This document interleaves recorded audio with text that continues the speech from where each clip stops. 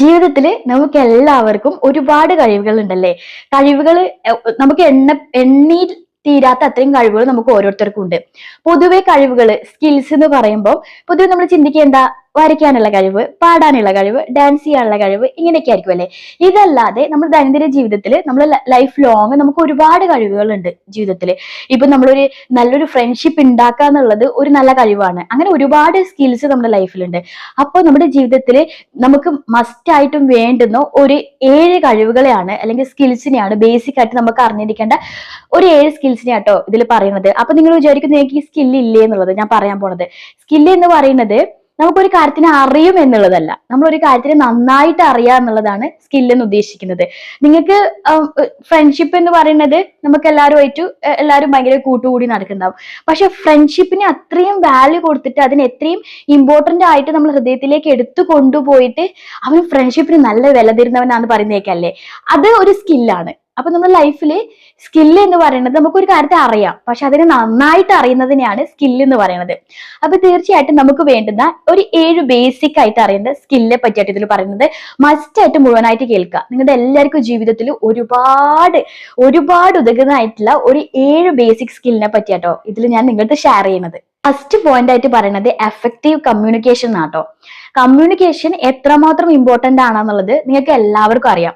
അത് നിങ്ങളുടെ ഒരു കരിയർ ലൈഫിലാവണമെന്നില്ല, നിങ്ങളുടെ ഫാമിലി ലൈഫിലായാലും നിങ്ങളുടെ ഏത് ജീവിതത്തിൽ എങ്ങോട്ട് മുന്നോട്ട് പോകുമ്പോഴാണെങ്കിലും കമ്മ്യൂണിക്കേഷൻ വളരെ അത്രയും ഇമ്പോർട്ടന്റ് ആയിട്ടുള്ള ഒരു കാര്യമാണ്. സാധാരണ വീട്ടിലിരിക്കുന്ന ഒരു സ്ത്രീക്കാണെങ്കിലും ജോലിക്ക് പോകുന്ന ഒരാൾക്കാണെങ്കിലും കമ്മ്യൂണിക്കേഷൻ ഇല്ലെങ്കിൽ ഒരുപാട് പ്രോബ്ലംസ് ക്രിയേറ്റ് ചെയ്യപ്പെടും അല്ലെ. പൊതുവെ ഇൻട്രോവേർട്ട് എക്സ്ട്രോവേർട്ട് എന്നൊക്കെ പറയുന്നില്ലേ, അങ്ങനെയുള്ള ആൾക്കാർ തിരിഞ്ഞിരിക്കുന്നത് തന്നെ എന്തുകൊണ്ടാ? കാരണം മറ്റ് സോഷ്യലായിട്ട് നന്നായിട്ട് ബിഹേവ് ചെയ്യുന്ന ആൾക്കാർ നമ്മൾ എക്സ്ട്രോവേർട്ട് എന്ന് പറയും. അധികം എല്ലാവരും സംസാരിക്കാൻ ഭയങ്കര പേടി, ഭയങ്കര സംസാരിക്കാൻ പറ്റാത്ത കുറച്ച് പേരുണ്ടാവും അല്ലെ, അത് നമ്മൾ ഇൻട്രോവേർട്ട് എന്നൊക്കെ പറയും. കമ്മ്യൂണിക്കേഷൻ എന്ന് പറയുന്നത് ഇങ്ങനെയുള്ള ആൾക്കാര്, ചില ആൾക്കാർ നന്നായിട്ട് സംസാരിക്കുന്നുണ്ടാവും, അത് അവർക്ക് ജീവിതത്തിൽ തന്നെ അവരെ ജനറ്റിക്കലി കിട്ടിയിട്ടുള്ള ഒരു ക്വാളിറ്റി ആയിരിക്കും, ഒരു സ്കില്ലായിരിക്കാം. പക്ഷെ ചില ആൾക്കാർക്ക് അത് പറ്റണമെന്നില്ല. ഞാൻ അങ്ങനെ പെട്ട ഒരാളാട്ടോ. ഞാൻ ഭയങ്കര ഇൻട്രോവേർട്ട് ആയിട്ടുള്ള ഒരാളാണ്. എനിക്ക് മറ്റൊരുത്ത് പോയി സംസാരിക്കുമ്പോഴേ വേറെ വരും, എന്താ ചോദിക്കുക, എന്താ ചോദിക്കണ്ടേ എന്നൊക്കെയുള്ള രീതിയിൽ. പക്ഷേ ഞാൻ മാറ്റിയെടുത്തിട്ടുള്ള ഒരു കാര്യം കേട്ടോ, ഞാൻ ആരെ കണ്ടാലും ഇപ്പൊ സംസാരിക്കും, എല്ലാവരുടെ അടുത്തും ചിരിച്ച് സംസാരിക്കും. നമ്മൾ ജീവിതത്തിൽ പഠിച്ചെടുക്കേണ്ട ഒരു കാര്യം കേട്ടോ. ഞാനിപ്പോ വർക്ക് ചെയ്യുന്ന ഒരാളൊന്നും അല്ല, എന്നാൽ പോലും ഞാൻ പ്രത്യേകിച്ച് കല്യാണം കഴിച്ച് വന്നപ്പോഴാണ് ഹസ്ബൻഡ് വീട്ടിലിരിക്കുമ്പോൾ അവരുടെ ഫാമിലി മെമ്പേഴ്സും കാര്യങ്ങളൊക്കെ വരുമ്പോൾ ഞാൻ അവരോട് സംസാരിക്കാതിരുന്നാൽ ഞാൻ എന്ന് പറയുന്ന വ്യക്തിയുടെ ഒരു പ്രതിച്ഛായ തന്നെ മാറും കേട്ടോ. ഞാൻ ചിലപ്പോൾ എല്ലാവരും ഒരുപാട് സ്നേഹിക്കുന്നുണ്ടാവും, എല്ലാവരുടെ അടുത്ത് എനിക്ക് ഒരുപാട് ഇഷ്ടം ഉണ്ടാവും, ഞാൻ നന്നായിട്ട് എല്ലാവരെയും ഹൃദയത്തോട് ചേർത്തിട്ടുണ്ടാവും. പക്ഷേ ഞാൻ സംസാരിക്കാതെ ഇരുന്നിട്ടുണ്ടെങ്കിൽ ഡെഫിനറ്റ്ലി അവിടെയൊക്കെ ഭാഗത്തുനിന്ന് വരിക അഹങ്കാരിയാണ്, ആള് വലിയ ഗമയാണ്, ഇങ്ങനെയൊക്കെ ആയിരിക്കും.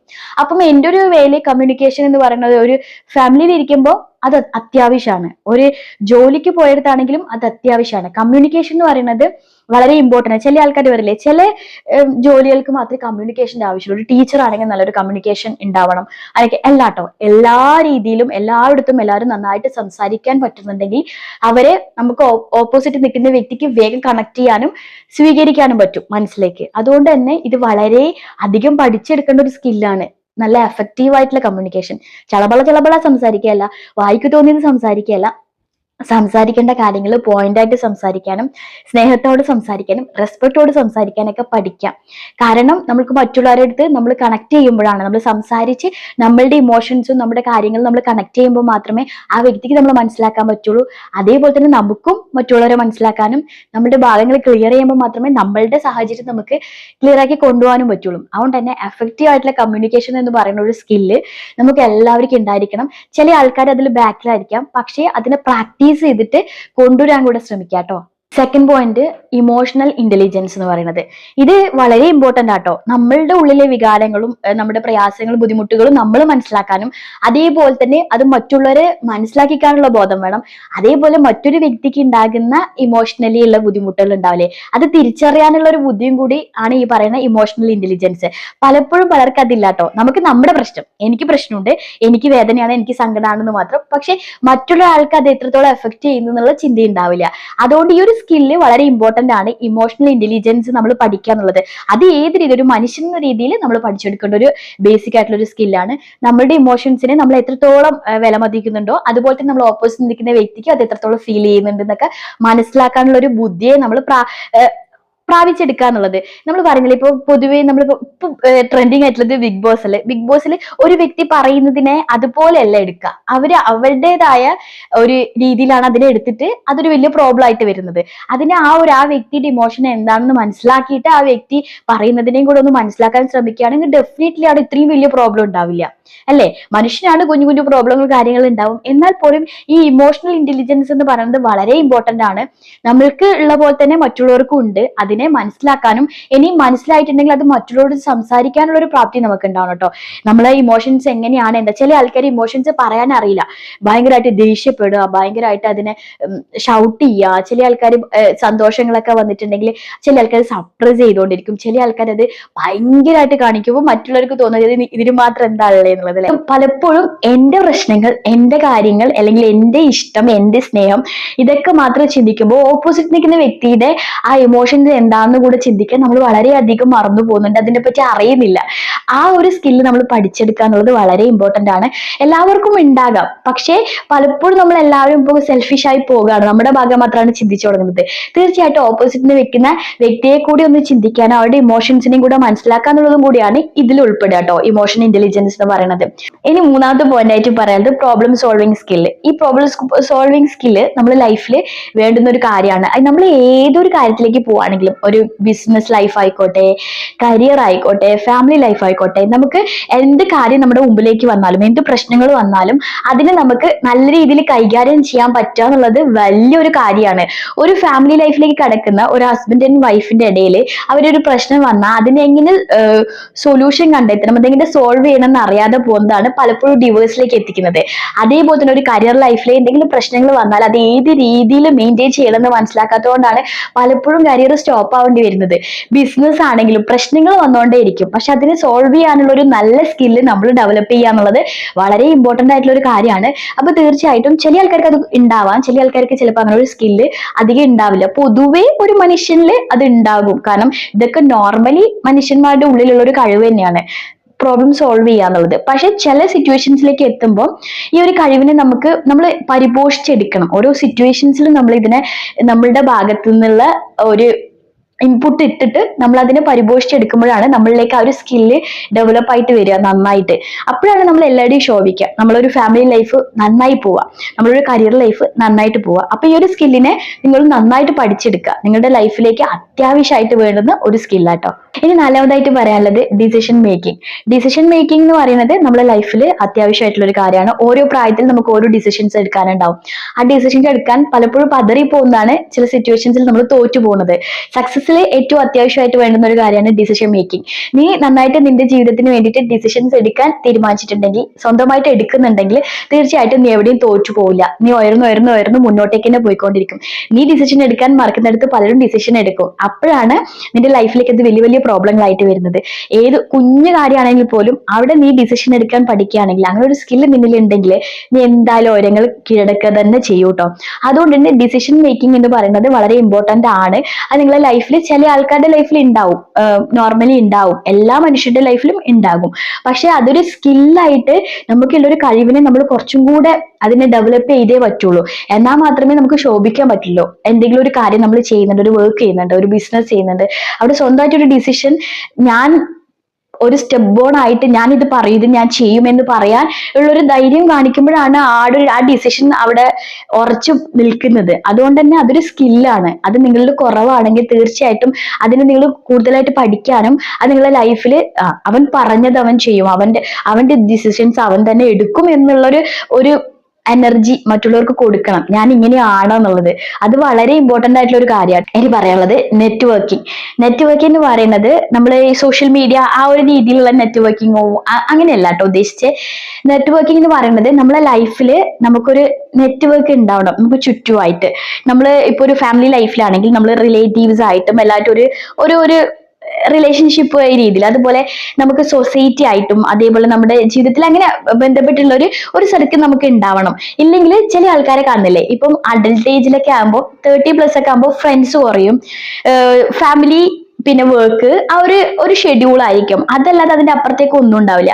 ഒരു പ്രായം എത്തി തിരിഞ്ഞു നോക്കുമ്പോൾ നമുക്ക് ഒരുപാട് നഷ്ടങ്ങളായിട്ട് തോന്നുക. തീർച്ചയായിട്ടും ചില ആൾക്കാർക്ക് കരിയർ ലൈഫിലാണെങ്കിലും ഫാമിലി ലൈഫിലാണെങ്കിലും ഒക്കെ നമുക്ക് ഈ ഒരു സർക്കിൾ അത്യാവശ്യമാണ്. എല്ലാവർക്കും എന്ന് ഞാൻ പറയുന്നില്ല, ചില ആൾക്കാർക്ക് ഇത് അത്യാവശ്യമാണ്, ചില ആൾക്കാർക്ക് ഇത് ആവശ്യമാണ്. അതൊന്ന് മനസ്സിലാക്കുക. അപ്പൊ ഈ ഒരു നെറ്റ്വർക്കിംഗ് ആ ഒരു സംഭവത്തിന്റെ ആ ഒരു സ്കില്ല് നിങ്ങൾക്ക് ഉണ്ടാവണം. നമ്മുടെ റിലേറ്റീവ്സുമായിട്ടാണെങ്കിലും ഒരു കുറച്ച് അടുപ്പവും കാര്യങ്ങളും ഉണ്ടാവണം. അതേപോലെ നമ്മൾ ഫ്രണ്ട്സ് ആയിട്ടാണെങ്കിലും, അതേപോലെ നമ്മൾ സൊസൈറ്റി ആയിട്ടാണെങ്കിലും ഒക്കെ. ചില ആൾക്കാരുടെ ജോലിക്ക് തന്നെ ഇത് വളരെ അധികം എഫക്ട് ചെയ്യുന്ന ഒരു കാര്യമാണ്. ഇങ്ങനെ ഒരു നെറ്റ്വർക്കിംഗ് ഉണ്ടാകുമ്പോൾ പലപ്പോഴും അത് ഒരുപാട് സഹായിക്കുന്നുണ്ട്. അതേപോലെ തന്നെ ഫാമിലി ലൈഫിലാണെങ്കിൽ ഇപ്പോഴത്തെ തലമുറ എനിക്ക് തോന്നുന്നത് വളരെ കുറവാണ്. മുമ്പുള്ള ആൾക്കാർക്കൊക്കെ ഈ ഒരു സ്കില്ല് വളരെ അധികം ഉണ്ട്, നമുക്കിത് വളരെ കുറവാണ്. അപ്പൊ തീർച്ചയായിട്ടും ആ ഒരു സ്കില്ല് ഡെവലപ്പ് ചെയ്യണം, അത്യാവശ്യമാണ്. ഏതെങ്കിലും ഒരു സിറ്റുവേഷനിൽ നമുക്ക് അത്യാവശ്യമായിട്ട് വരും. അതുകൊണ്ട് തന്നെ അതും എപ്പോഴും പഠിച്ചെടുക്കാൻ, അല്ലെങ്കിൽ ആ ഒരു കല നിങ്ങളുടെ ലൈഫിൽ ഉണ്ടാകാനും അങ്ങനെ ഒരു സിറ്റുവേഷൻസ് അല്ലെങ്കിൽ അങ്ങനെ ഒരു സർക്കംസ്റ്റാൻസസ് നിങ്ങൾ ക്രിയേറ്റ് ചെയ്തെടുക്കുകയും ചെയ്യണം കേട്ടോ. ജീവിതം ഇതാണ് എൻ്റെ ജീവിതം, അല്ലെങ്കിൽ എൻ്റെ ജീവിതത്തിൽ ഞാൻ ജോബിലേക്ക് കയറി, അല്ലെങ്കിൽ ഞാൻ വിവാഹം കഴിച്ചു, ഞാനൊരു കുടുംബിനിയായിട്ട് ജീവിക്കുക, അല്ലെങ്കിൽ ഒരു ഗൃഹനാഥനായിട്ട് ജീവിക്കുക, ഇങ്ങനെ ജീവിക്കാണ്, ഇതൊക്കെയാണ് എൻ്റെ ജീവിതം. ഞാൻ ഒരു വർക്കിലേക്ക് കയറി, വർക്ക് ഞാൻ ചെയ്യുന്നു, എൻ്റെ കുടുംബത്തിന് വേണ്ടി ജീവിക്കുന്നു, ഇതൊക്കെ രീതിയിലാണെങ്കിൽ പോലും നമുക്ക് തന്നെ തിരിഞ്ഞു നോക്കിയാൽ അറിയാം എന്റെ ജീവിതം ഞാൻ ഇങ്ങനെ പോവാണെന്നുള്ളത്. അങ്ങനെയല്ല കേട്ടോ. ഒരു ഗോൾ സെറ്റിംഗ് എപ്പോഴും നിങ്ങളുടെ ജീവിതത്തിൽ വേണം. അത് കുഞ്ഞു കുഞ്ഞു കാര്യങ്ങളായിരിക്കാം. ആ കുഞ്ഞു കുഞ്ഞു കാര്യങ്ങൾ എപ്പോഴും ഉണ്ടാകുമ്പോൾ മാത്രമാണ് നമുക്ക് പ്രയത്നിക്കാനും ഹാർഡ് വർക്ക് ചെയ്യാനും മുന്നോട്ട് പോകാനും തോന്നുള്ളൂ. നിങ്ങളൊരു വർക്കിൽ ഇരിക്കുകയാണെങ്കിൽ ഇവിടെ ഇങ്ങനെ സ്ഥായിയായിരിക്കില്ല, അതിന്റെ വേറൊരു അതർ പോസ്റ്റിലേക്ക് പോകാൻ, അല്ലെങ്കിൽ നിങ്ങൾ ഇഷ്ടപ്പെടുന്ന വേറൊരു ജോബിലേക്ക് പോകാൻ, അല്ലെങ്കിൽ അതിന്റെ കൂടെ നിങ്ങൾക്ക് എക്സ്ട്രാ ഇൻകം കിട്ടുന്ന രീതിയിൽ എന്തെങ്കിലും വർക്ക് ചെയ്യാം. ഇങ്ങനെയുള്ള എന്തെങ്കിലുമൊക്കെ ഗോളുകൾ സെറ്റ് ചെയ്തുകൊണ്ടേ ഇരിക്കാം. ഒരു ഹൗസ് വൈഫ് ആണെങ്കിൽ തീർച്ചയായും ഒരു ഹൗസ് വൈഫ് ആണ്. അതിന് ഞാനൊരു മണി എന്ന് പറയുന്ന കാര്യം എനിക്ക് വളരെ ഇമ്പോർട്ടന്റ് ആണ് എൻ്റെ ജീവിതം മുന്നോട്ട് പോകുമ്പോൾ. പക്ഷെ അതിനേക്കാൾ ഉപരി എനിക്ക് ഇങ്ങനെ ചെയ്യുമ്പോൾ കിട്ടുന്ന ഒരു എനർജി ഉണ്ട്, അല്ലെങ്കിൽ എൻ്റെ ലൈഫിന് ഞാൻ എന്ന് പറയുന്ന വ്യക്തിക്ക് ഒരു സ്ഥായി ആയിട്ടുള്ള ലൈഫ് ഉണ്ട്. അതല്ല, അതിന് ഉപരിയായിട്ട് എനിക്ക് ചിന്തിക്കാനും എനിക്ക് പ്രവർത്തിക്കാനും പറ്റുന്നത് എന്നെ സംബന്ധിച്ചിടത്തോളം എൻ്റെ ഗോളാണ്. കാരണം എനിക്ക് എപ്പോഴും ചിന്തിച്ചുകൊണ്ടിരിക്കുക, എന്തെങ്കിലും കാര്യങ്ങൾ പ്രവൃത്തി ചെയ്തുകൊണ്ടേ ഇരിക്കുക, അത് എനിക്കൊരു ഇൻട്രസ്റ്റിംഗ് ആണ്. അത് എൻ്റെ ബ്രെയിനും അല്ലെങ്കിൽ എൻ്റെ ഹെൽത്തിനും അത് വളരെ ഇമ്പോർട്ടന്റ് ആണെന്ന് മനസ്സിലാക്കിയ ഒരാളാണ്. അതുകൊണ്ട് തന്നെയാണ് ഞാൻ ഈ ജേർണി ഇങ്ങനെ കൊണ്ടുപോയിക്കൊണ്ടിരിക്കുന്നത്. ഇതിലൊരു നേട്ടം ഉണ്ടോ എന്ന് ചോദിച്ചാൽ ഇല്ല, പക്ഷേ എന്റെ ഗോളാണിത്. ഈ ഗോൾ ഞാൻ മുന്നോട്ട് കൊണ്ടുപോയിക്കൊണ്ടേ ഇരിക്കുക എന്നുള്ളതാണ്. അതിന്റെ അടുത്ത വശമാണ് ഫിനാൻഷ്യൽ എന്ന് പറയുന്ന സപ്പോർട്ട്. അല്ലാതെ ആദ്യത്തെ വശം എന്ന് പറയുന്നത് ഇതാണ്, എനിക്കൊരു ഗോൾ ഉണ്ട് എൻ്റെ ലൈഫിൽ. ഞാൻ ചുമ്മാ ഇരുന്ന് തീർക്കാനല്ല ഈ ജീവിതം എന്ന് ചിന്തിക്കുന്ന ഒരാളാണ്. ഇനിയിപ്പോൾ വർക്കിന് പോകുന്ന ഒരു വ്യക്തിയാണെങ്കിൽ ആ ഒരു രീതിയിലേക്ക് എൻ്റെ ലൈഫ് ഒതുങ്ങിയെന്ന് മനസ്സിലാക്കാതെ ഗോളിനെ എപ്പോഴും സെറ്റ് ചെയ്തുകൊണ്ടേ ഇരിക്കുക. അത് കുഞ്ഞു കുഞ്ഞായിക്കോട്ടെ, വലുതൊന്നും ഞാൻ പറയുന്നില്ല, പക്ഷെ അത് സെറ്റ് ചെയ്തിട്ട് അതിനെ മുന്നോട്ട് കൊണ്ടുപോകാൻ വേണ്ടി ശ്രമിക്കുക. ഇത് നിങ്ങൾ പഠിച്ചെടുക്കേണ്ട ഒരു കാലയാട്ടോ. തീർച്ചയായിട്ടും ലൈഫിൽ നമുക്ക് ചില സമയത്ത് ഒരുപാട് കാര്യങ്ങൾ നമ്മൾ ഒക്കെ കൊണ്ട് പറ്റും, പക്ഷെ ഇതൊക്കെ മതി ഇങ്ങനെയാന്നുള്ള രീതിയിൽ ഇരിക്കുകയാണെങ്കിൽ തീർച്ചയായിട്ടും നമ്മൾ അങ്ങനെ തന്നെ ആയിപ്പോ. നമുക്കൊന്നും നമ്മളൊരു ഏജിൽ എത്തി തിരിഞ്ഞു നോക്കുമ്പോൾ നമുക്ക് ഒന്നും ഉണ്ടാവില്ല. അതുകൊണ്ട് തന്നെ ഈ ഒരു കലയും കൂടെ പഠിച്ചെടുക്കുക, ഗോൾ സെറ്റിങ്സ്. ഓരോന്നായിട്ട് വെറുതെ ഈ ഇയറിൽ ഞാൻ ഇന്നതൊക്കെ ചെയ്യും, അല്ലെങ്കിൽ ഈ ഇയറിൽ ഞാൻ ഇന്നതൊക്കെ നേടിയെടുക്കും എന്നൊക്കെയുള്ള ഒരു സെറ്റിംഗ് ഗോൾ ചെയ്ത് വെക്കുക എന്നുള്ളത് ഇമ്പോർട്ടന്റ് ആണ്. അതൊരു നല്ല സ്കില്ലും കൂടിയാട്ടോ. പൊതുവേ കുടുംബജീവിതത്തിലും ചിലരുടെ കുടുംബജീവിതത്തിലും അല്ലെങ്കിൽ അവരുടെ കരിയർ ലൈഫിലായാലും ഒരു ബിസിനസ് കൊണ്ടോടെ എന്റർപ്രണർ ആണെങ്കിലും ആരുടെ ലൈഫിലാണെങ്കിലും ചില ആൾക്കാർക്ക് ഇല്ലാതെ പോകുന്ന ഒരു കാര്യമാണ് ഗുഡ് ലിസണിങ് എന്ന് പറയുന്നത്. ലിസണിങ് എന്ന് പറയുന്നത് ഒരു വലിയ കലയാട്ടോ. ആ കലയുള്ള വ്യക്തി എവിടെയും തോറ്റുപോയില്ല, വിജയത്തിന്റെ ഒരു പടിയാണത്. കാരണം ഒരു വ്യക്തി പറയുന്നത് നന്നായിട്ട് കേൾക്കാനും, ഈ നന്നായി കേൾക്കുന്ന വ്യക്തികളുടെ ക്വാളിറ്റീസിന്റെ ഒക്കെ ഒരു വീഡിയോസ് ഞാൻ ഇട്ടിട്ടുണ്ട് കേട്ടോ, നമുക്ക് പോയി നോക്കാം. എന്നാലും ഞാൻ ഇതിലൊരു ചുരുക്കി പറയാം. നമുക്ക് തോട്ട് ചെയ്യാൻ പറ്റും. നമ്മളൊരിടത്ത് ഒരു വ്യക്തി സംസാരിക്കുമ്പോൾ അത് കേട്ടിരിക്കുകയാണെങ്കിൽ ഒരുപാട് കാര്യങ്ങൾ തോട്ട് ചെയ്യാനും മനസ്സിലാക്കാനും നമുക്ക് പറ്റും കേട്ടോ. അവര് പറയുന്ന അവരുടെ ഐഡിയാസ് ആണെങ്കിൽ അത് എന്തുകൊണ്ട് അങ്ങനെ, ഒരുപാട് കാര്യങ്ങൾ നമുക്ക് ചിന്തിക്കാൻ പറ്റും. ഒരു നല്ല ലിസണർ ആണെങ്കിൽ ആ വ്യക്തിക്ക് എന്തും നേടിയെടുക്കാൻ പറ്റും കേട്ടോ. ആ വ്യക്തിയുടെ ഉള്ളിലുള്ള ഏറ്റവും വലിയൊരു കാര്യമാണ് ക്ഷമ എന്ന് പറയുന്നത്. അതുണ്ടാകുക ഒരു നല്ല ലിസണറിന് മാത്രമേ ഒരു ക്ഷമ ഉണ്ടാവുള്ളൂ. അപ്പൊ തീർച്ചയായിട്ടും ലിസണിങ് എന്ന് പറയുന്ന ഒരു സ്കില്ലിനെ നിങ്ങൾ ആർജിച്ചെടുക്കേണ്ടത് അത്യാവശ്യമാണ്. ചില ആൾക്കാരിൽ അത് ഉണ്ടാകും, ചില ആൾക്കാരിൽ അത് ഒട്ടും ഉണ്ടാവില്ല. ഒട്ടും ഇല്ലാത്തവരോട് എനിക്ക് പറയുന്നത്, നിങ്ങളൊരു ഫാമിലി ലൈഫ് ആണെങ്കിലും ഒരു കരിയർ ലൈഫ് ആണെങ്കിലും നിങ്ങൾക്ക് ലിസൺ ചെയ്യാനുള്ള ഒരു ക്ഷമയില്ലെങ്കിൽ നിങ്ങൾ അവിടെയൊക്കെ തോൽക്കൂട്ടോ. നിങ്ങൾക്ക് ലിസൺ ചെയ്യാനുള്ള ഒരു കഴിവ് ഉണ്ടെങ്കിൽ നിങ്ങൾ തീർച്ചയായിട്ടും ആ സ്ഥലങ്ങളിലൊക്കെ വിജയിച്ചിട്ടുള്ള ആളായിരിക്കും. ഇനി അങ്ങനെ ഇല്ലാത്തവരാണെങ്കിൽ, ഈ പറഞ്ഞ സ്കില്ല് ഒന്നും ഇല്ലാത്തവരാണെങ്കിലും ഉള്ളവരാണെങ്കിലും അവർക്ക് ഇത് ഡെവലപ്പ് ചെയ്ത് കൊണ്ടുവരാൻ പറ്റും കേട്ടോ. നമ്മൾ സ്വയം ഇതിനെപ്പറ്റി മനസ്സിലാക്കി കഴിയുമ്പോൾ നമ്മൾ തീർച്ചയായിട്ടും എന്നിൽ ഇതൊരു കുറവുണ്ട്, ഞാൻ അതിനെ ഡെവലപ്പ് ചെയ്യണം എന്ന് വിചാരിച്ചാൽ നമ്മളെ കൊണ്ട് പറ്റുന്ന കാര്യങ്ങളൊക്കെ തന്നെയാണ് ഈ പറഞ്ഞ സ്കില്ലുകളെല്ലാം. അപ്പൊ നിങ്ങൾ ഇതൊക്കെ ഡെവലപ്പ് ചെയ്യാൻ വേണ്ടി ശ്രമിക്കുക. നമ്മൾ ചിലപ്പോൾ നമുക്ക് തോന്നാം എനിക്കിത് നന്നായിട്ടുണ്ട്, ഈ ഒരു സ്കിൽ എനിക്ക് നന്നായിട്ടുണ്ട്, എന്നാലും അത് നിങ്ങൾ കുറച്ചും കൂടി ഡെവലപ്പ് ചെയ്യാം. കുറച്ചും കൂടി ഇപ്പൊ കമ്മ്യൂണിക്കേഷൻ ആണെങ്കിൽ കുറച്ചും കൂടി സംസാരിക്കാനും കേൾക്കാനും ഒക്കെ ഒരു സ്പേസ് ഇടുക. കുറച്ചും കൂടി അതിന് വേണ്ടിയിട്ട് നിങ്ങൾ ഇന്റൻഷ്യലി നിങ്ങൾ ഉള്ള ഒരു തോന്നൽ കൊണ്ടുവരുമ്പോൾ ഓട്ടോമാറ്റിക്കലി ഈ സ്കില്ലൊക്കെ നിങ്ങളിൽ ഡെവലപ്പ് ആയിട്ട് വരും കേട്ടോ. ഇതാണ് ഞാൻ ഇപ്പൊ എനിക്ക് നിങ്ങളോട് പറയാനുള്ള ഒരു 7 ബേസിക് ആയിട്ട് നിങ്ങൾക്ക് വേണ്ടുന്ന സ്കില്ല് കേട്ടോ. ഈ സ്കില്ലിനെ നിങ്ങൾ നന്നായിട്ട് ആർജിച്ചെടുക്കുകയാണെങ്കിൽ തീർച്ചയായിട്ടും ജീവിതത്തിൽ ഒരുപാട് സ്ഥലങ്ങളിൽ, ഒരു ഫാമിലി ലൈഫ് ആണെങ്കിലും കരിയർ ആണെങ്കിലും എന്റർപ്രണർ ആയിട്ടുള്ള ആളാണ്, എല്ലാത്തിനും ഒരുപാട് നിങ്ങളെ സഹായിക്കും. തീർച്ചയായിട്ടും നിങ്ങൾക്ക് വീഡിയോ ഇഷ്ടമായിട്ടുണ്ടാവും. ഇഷ്ടമാവുകയാണെങ്കിൽ തീർച്ചയായിട്ടും ലൈക്ക് ചെയ്യാനും അതേപോലെ ഇതുപോലത്തെ വീഡിയോസ് കാണാൻ താല്പര്യമാണെങ്കിൽ തീർച്ചയായിട്ടും ഒന്ന് സബ്സ്ക്രൈബ് ചെയ്ത് വെക്കാനും മറക്കരുത്.